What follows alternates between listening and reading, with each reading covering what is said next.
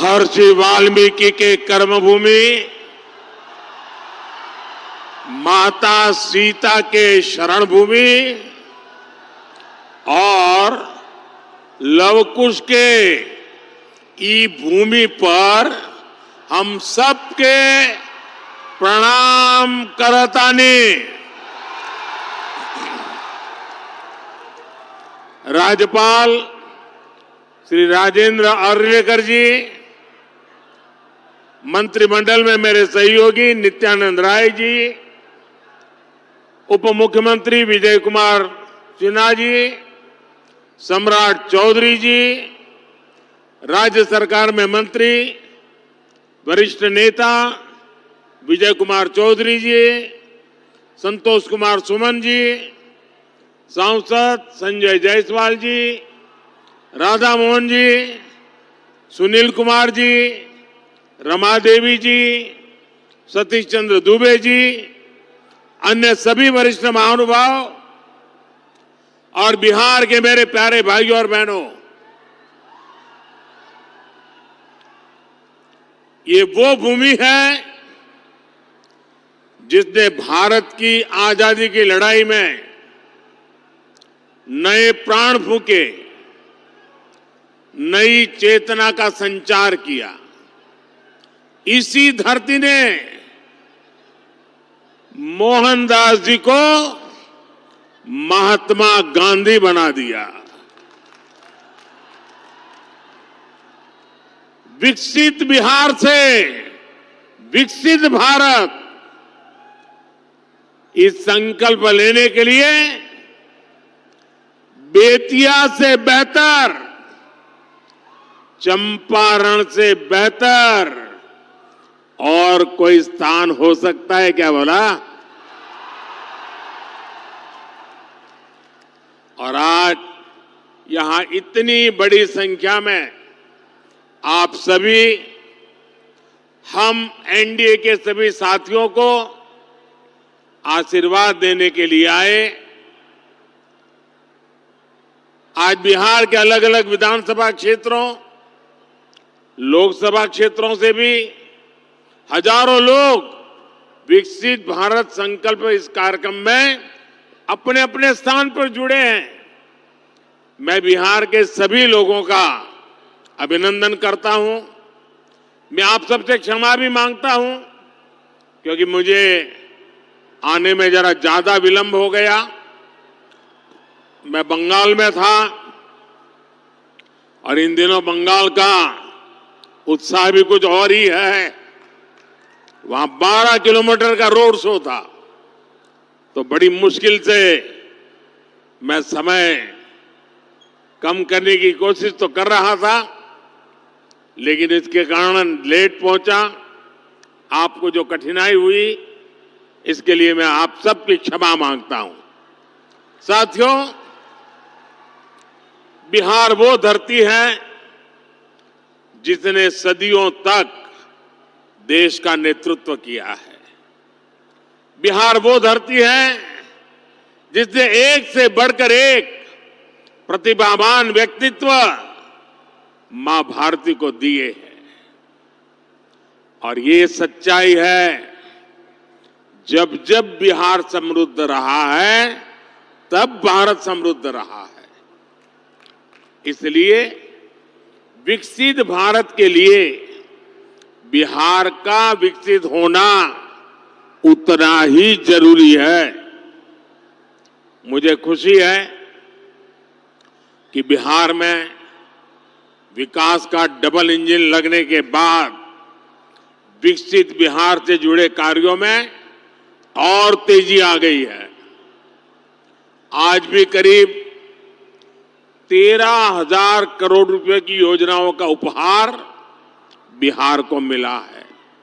इसमें rail, road, ethanol plant, city gas supply, LPG gas, ऐसी अनेक अहम परियोजनाएं शामिल है। विकसित बिहार के लिए हम यही तेजी पकड़नी है, इसी तेजी को बनाए रखना है। आप सभी को इन परियोजनाओं के लिए बहुत बहुत बधाई।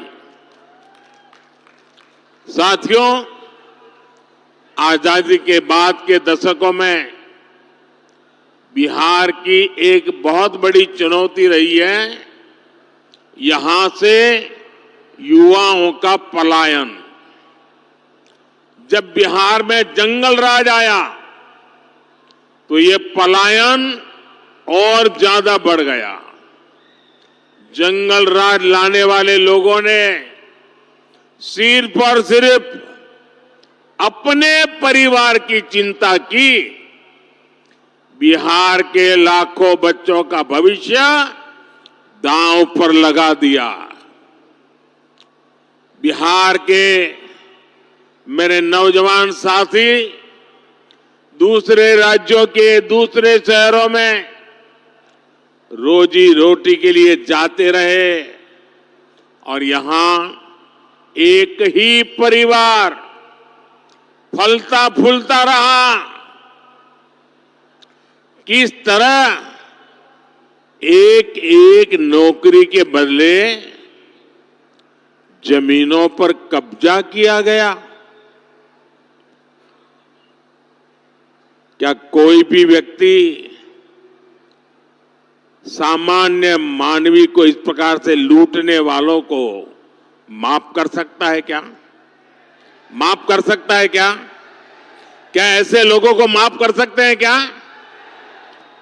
बिहार में जंगल राज लाने वाला परिवार बिहार के युवाओं का सबसे बड़ा गुनहगार है। जंगल राज के जिम्मेदार परिवार ने बिहार के लाखों नौजवानों से उनका भाग्य छीन लिया। ये एनडीए सरकार है जो इस जंगल राज से बिहार को बचाकर इतना आगे लाई है। साथियों, एनडीए की डबल इंजन सरकार का प्रयास है कि बिहार के युवा को यही बिहार में नौकरी मिले, यही बिहार में रोजगार मिले। आज जिन हजारों करोड़ रुपयों की परियोजनाओं का लोकार्पण और शिलान्यास हुआ है, उसके मूल में भी यही भावना है। आखिर इन परियोजनाओं के सबसे बड़े लाभार्थी कौन है? इसका सबसे अधिक लाभ उन नौजवानों को होगा जो अभी रोजगार करना चाहते हैं, जो स्कूल कॉलेज में पढ़ रहे हैं। आज गंगा जी पर 6 लेन के केबल आधारित ब्रिज का शिलान्यास हुआ है। बिहार में 22,000 करोड़ रुपए से 1 दर्जन से अधिक पुल पर काम चल रहा है, जिनमें से 5 पुल तो गंगा जी पर बन रहे हैं। ये पुल, ये चौड़े रास्ते ही वही तो विकास का मार्ग बनाते हैं, उद्योगों को लाते हैं। ये जो बिजली से चलने वाली ट्रेनें चल रही है, वंदे भारत जैसी आधुनिक ट्रेनें चलने लगी है, ये गति किसके लिए है? ये उन नौजवानों के लिए है जिनके माता पिता ने ऐसी सुविधाओं के सपने देखे थे। ये जो इंफ्रास्ट्रक्चर बन रहा है, ये रोजगार का बहुत बड़ा माध्यम होता है। इसमें मजदूर हो, ड्राइवर हो, सर्विसेज से जुड़े लोग हो, इंजीनियर हो, ऐसे अनेक क्षेत्रों के रोजगार इससे पैदा होते हैं। यानी ये जो हजारों करोड़ रुपए सरकार लगा रही है, ये पैसा बिहार के सामान्य परिवारों के पास ही पहुंचेगा। इससे रेत, पत्थर, ईंट, सीमेंट, स्टील ऐसे अनेक उद्योगों को, फैक्ट्रियों को, छोटे छोटे दुकानों को बल मिलने वाला है। साथियों, ये जितनी भी नई ट्रेनें चल रही हैं, पटरियां बिछ रही हैं, ये सब कुछ आज भारत में ही बन रहा है। मेड इन इंडिया है, यानी इसमें भी भारत के ही लोगों को रोजगार मिल रहा है। बिहार में भी रेल इंजन बनाने वाली आधुनिक फैक्ट्रियां एनडीए सरकार ने बनाई है। आज पूरी दुनिया में डिजिटल इंडिया की बहुत बड़ी चर्चा है। और मैं आपको एक बात और बोलूं, आज कई विकसित देशों में भी ऐसी डिजिटल व्यवस्था नहीं है जो बेतिया में, चंपारण में उपलब्ध है। विदेशी नेता जब मुझसे मिलते हैं तो पूछते हैं कि मोदी जी, आपने ये सब इतनी जल्दी कैसे किया? तब मैं उन्हें कहता हूं कि ये मोदी ने नहीं, ये भारत के नौजवानों ने किया है। मोदी ने तो भारत के हर युवा को उनके हर कदम पर साथ देने की गारंटी दी है। और विकसित बिहार के लिए आज यही गारंटी मैं बिहार के युवा को भी दे रहा हूं। और रउआ जानते बानी, मोदी के गारंटी मने गारंटी पूरा होके के गारंटी। साथियों, एक तरफ नया भारत बन रहा है, वहीं दूसरी तरफ आरजेडी, कांग्रेस और इनका इंडी गठबंधन अभी भी 20वीं सदी की दुनिया में जी रहा है। एनडीए की सरकार कह रही है कि हम हर घर को सूर्य घर बनाना चाहते हैं। हम चाहते हैं कि हर घर की छत पर सोलर प्लांट हो, उससे वो घर भी कमाएं और उसे बिजली भी मुफ्त मिले। लेकिन इंडी गठबंधन अभी भी लालटेन की लौ के ही भरोसे जी रही है। जब तक बिहार में लालटेन का राज रहा, तब तक सिर्फ एक ही परिवार की गरीबी मिटी, एक ही परिवार समृद्ध हुआ। साथियों, आज जब मोदी ये सच्चाई बताता है तो ये मोदी को गाली देते हैं। भ्रष्टाचारियों से भरे इंडी गठबंधन का सबसे बड़ा मुद्दा है मोदी का परिवार नहीं है। ये लोग कहते हैं कि इंडी गठबंधन के परिवारवादी नेताओं को लूटने का लाइसेंस मिलना चाहिए। क्या लूटने का लाइसेंस मिलना चाहिए? क्या मिलना चाहिए? क्या आज भारत रत्न कर्पूरी ठाकुर जी अगर होते तो ये उनसे भी यही सवाल पूछते जो मोदी से पूछ रहे हैं। परिवारवाद और भ्रष्टाचार के कट्टर समर्थक ये आज पूज्य बापू जेपी लोहिया बाबा साहब आम्बेडकर को भी कटघरे में खड़ा करते। इन्होंने भी तो अपने परिवार को बढ़ावा नहीं दिया, बल्कि देश के हर परिवार के लिए जीवन खपा दिया। साथियों, आपके सामने वो व्यक्ति है जिसने बहुत छोटी आयु में घर छोड़ दिया था।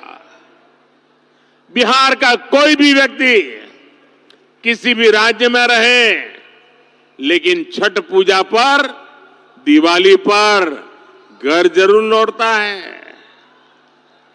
लेकिन वे मोदी जिसने बचपन में ही घर छोड़ दिया, मेरा कौन सा घर है जहां मैं लौटूं? मेरे लिए तो पूरा भारत ही मेरा घर है, हर भारतवासी मेरा परिवार है। इसलिए आज हर भारतीय कह रहा है, हर गरीब, हर नौजवान कह रहा है, मैं हूं मोदी का परिवार, मैं हूं हम बानी मोदी के परिवार। साथियों, मैं गरीब की हर चिंता खत्म करना चाहता हूं। इसलिए मोदी अपने गरीब से गरीब परिवार को मुफ्त राशन दे रहा है, मुफ्त इलाज की सुविधा दे रहा है। मैं चाहता हूं कि महिलाओं की जिंदगी से कठिनाइयां कम हो, इसलिए मोदी महिलाओं के नाम पक्के घर दे रहा है, टॉयलेट दे रहा है, बिजली पहुंचा रहा है, गैस का कनेक्शन लग रहा है, नल से जल की सुविधा हो रही है। ऐसी चीजों पर काम कर रहे हैं। मैं चाहता हूं कि मेरे देश के नौजवानों का भविष्य बेहतर हो। इसलिए मोदी रिकॉर्ड संख्या में मेडिकल कॉलेज बना रहा है, एम्स बना रहा है, आईआईटी बना रहा है, आईआईएम बना रहा है। ऐसे आधुनिक शिक्षण संस्थान मेरे नौजवानों के भविष्य के लिए बना रहा है। मैं चाहता हूं मेरे देश के किसानों की आय बढ़े, वो और सशक्त हो। इसलिए मोदी अपने अन्नदाता परिवार को ऊर्जादाता और उर्वरक दाता बना रहा है। आज बिहार समेत देश भर में इथेनॉल के प्लांट लगाए जा रहे हैं। कोशिश यही है कि गन्ना किसानों, धान किसानों की उपज से देश में गाड़ियां भी चले और किसानों की कमाई भी बढ़े। कुछ दिन पहले ही एनडीए सरकार ने गन्ने की खरीद का दाम 340 रुपये प्रति क्विंटल कर दिया है। कुछ दिन पहले ही एनडीए सरकार ने दुनिया की सबसे बड़ी अनाज भंडारण योजना शुरू की है। इसके तहत देश में, बिहार में हजारों गोदाम बनाए जाएंगे। बिहार के मेरे छोटे छोटे किसान परिवारों का जीवन आसान हो, इसके लिए पीएम किसान सम्मान निधि के तहत भी उन्हें हजारों करोड़ रुपए की मदद दी गई है। यहां बेतिया के ही किसानों को करीब करीब 800 करोड़ रुपए पीएम किसान सम्मान निधि के मिले हैं। और इन परिवारवादियों ने आपके साथ क्या किया, इसका एक उदाहरण मैं आपको देता हूं। यहां बरौनी का खाद कारखाना कब से बंद पड़ा था? इन परिवारवादियों को कभी इसकी चिंता नहीं हुई। मोदी ने किसानों को, मजदूरों को इसे फिर से शुरू करवाने की गारंटी दी थी। आज ये खाद कारखाना अपनी सेवा दे रहा है और नौजवानों को रोजगार भी दे रहा है। और इसलिए ही लोग कहते हैं मोदी की गारंटी यानी गारंटी पूरा होने की गारंटी। साथियों, चुनाव में ये जो इंडी गठबंधन वाले हैं ना, उनको पता है अब वो कहीं के रहने वाले नहीं हैं और अपनी हार तय देख इंडी गठबंधन के निशाने पर खुद भगवान राम भी आ गए हैं। यहां बेतिया में मां सीता की अनुभूति है, लव कुश की अनुभूति है। इंडी गठबंधन के लोग जिस तरह प्रभु श्री राम और राम मंदिर के विरुद्ध बातें बोल रहे हैं, ये पूरे बिहार के लोग देख रहे हैं और बिहार के लोग ये भी देख रहे हैं कि भगवान श्री राम का अपमान करने वालों का साथ कौन दे रहा है। यही परिवारवादी हैं जिन्होंने दशकों तक राम लला को टेंट में रखा। यही परिवारवादी है जिन्होंने राम मंदिर न बने इसके लिए जी तोड़ कोशिश की। आज भारत अपनी विरासत, अपनी संस्कृति का सम्मान कर रहा है, तो इन लोगों को इसकी भी परेशानी हो रही है। साथियों, ये क्षेत्र प्रकृति प्रेमी थारू जनजाति का क्षेत्र है। थारू समाज में प्रकृति के साथ प्रगति की जो जीवन शैली हम देखते हैं, वो हम सबके लिए सबक है। आज अगर भारत प्रकृति की रक्षा करते हुए विकास कर रहा है, तो इसके पीछे थारू जैसी जनजाति की भी प्रेरणा है। इसीलिए तो मैं कहता हूं कि विकसित भारत के निर्माण के लिए सबका प्रयास चाहिए, सबकी प्रेरणा चाहिए, सबकी सीख चाहिए।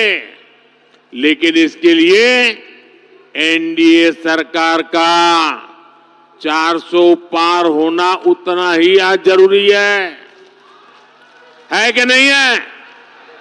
कितना देश को तीसरी सबसे बड़ी अर्थव्यवस्था बनाने के लिए एनडीए गरीबी से लोगों को बाहर निकालने के लिए एनडीए युवाओं को रोजगार के नए अवसर देने के लिए एनडीए गरीबों को पक्के घर देने के लिए एनडीए 1 करोड़ घरों में सोलर पैनल लगाने के लिए एनडीए 3 करोड़ लखपति दीदी बनाने के लिए एनडीए देश के कोने कोने में वंदे भारत ट्रेन चलाने के लिए विकसित भारत विकसित बिहार के लिए एक बार फिर आप सभी का मैं बहुत बहुत धन्यवाद करता हूं। मेरे साथ बोलिए, भारत माता की। दोनों हाथ ऊपर करके पूरी ताकत से बोलिए, भारत माता की, भारत माता की, भारत माता की। बहुत बहुत धन्यवाद।